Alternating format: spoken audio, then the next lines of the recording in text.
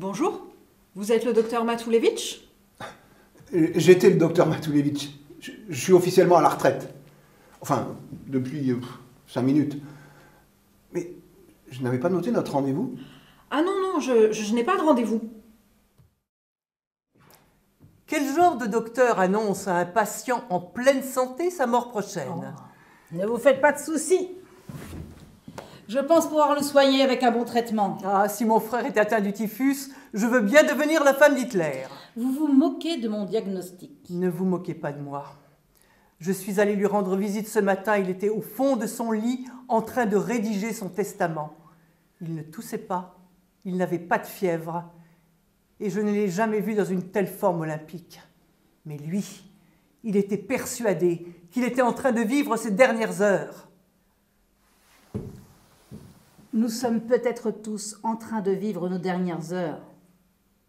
Il est toujours difficile de savoir quand une histoire commence. Dans la vraie vie, ce n'est jamais aussi clair que dans les bouquins. Dans les histoires qu'on nous raconte quand on est môme, Tout va très bien jusqu'au camp soudain. Mais dans mon histoire à moi, Dans celle de Gênes et d'Anna. Qui a déposé sa machine et enfile à présent un manteau trop grand pour elle. enfin bref, dans l'histoire que je vais te raconter. Eh ben, je peux pas préciser le camp soudain. Quand soudain Hitler envahit la Pologne, peut-être? Je vais ouvrir. Tu attends quelqu'un? C'est peut-être un malade. Ou un Allemand? Ou un Allemand malade. Un Allemand malade est un Allemand. Un Allemand malade est un malade. Pousse-toi, Stan. Notre Führer nous a envoyé soigner la Pologne. Quand la plaie s'infecte, vous nettoyez. Quand l'infection est plus grave, vous coupez. Ce n'est pas un travail facile, mais un travail d'homme. Il n'y a pas des potions magiques pour faire les juifs moins juifs. Alors, on coupe, Eugène. Comme des bons docteurs, on coupe. Mais il y a quelque chose que j'aimerais bien savoir.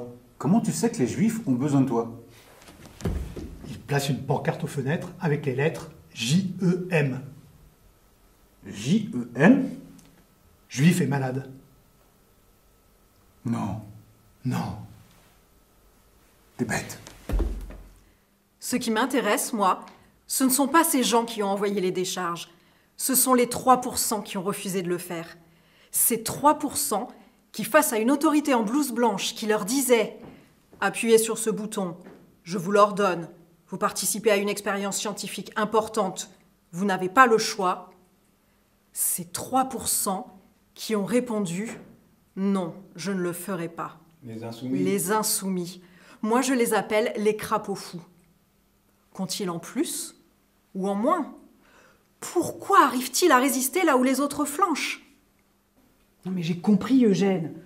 Mais à qui? À qui tu penses? Tu penses à un ami en particulier? Mais je ne te parle pas d'un ou deux cas. Je te parle du plus grand nombre de patients. Et pour commencer, tous les juifs. Tous les... Ah non.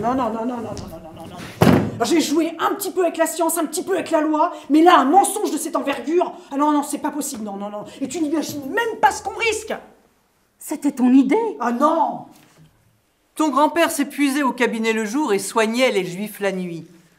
Sans lui, je crois bien que je serais mort à Varsovie. Moi, tout ce que je comprends, c'est que je suis vivante et mariée à un homme vivant, et que j'aimerais que cette situation dure encore quelques années, si tu le permets. Moi, je sais que tu m'aimerais plus si je laissais dépérir la moitié du village. Tu me regarderais plus avec la même fierté. C'est de la fierté, là, que tu vois dans mes yeux? Alors, Albert, comment ça va aujourd'hui? Comment vous sentez-vous? ça va bien, merci, ça va. Mais alors non, Albert, ça ne va pas. Ah bon, ça va pas? Mais si, ça va, mais là, on fait comme si. Comme si... Mais comme si on était tous malades. Albert, vous êtes malade. Ah, ça y est, j'ai compris. Allez-y, on recommence. Posez-moi la question. Eugène, on va être en retard. Eugène, on va rater notre train. Et si on rate notre train, on rate notre bateau. Si on rate notre bateau, on n'ira pas aux Amériques. C'est ce que tu veux, hein? Qu'on soit torturé, arrêté.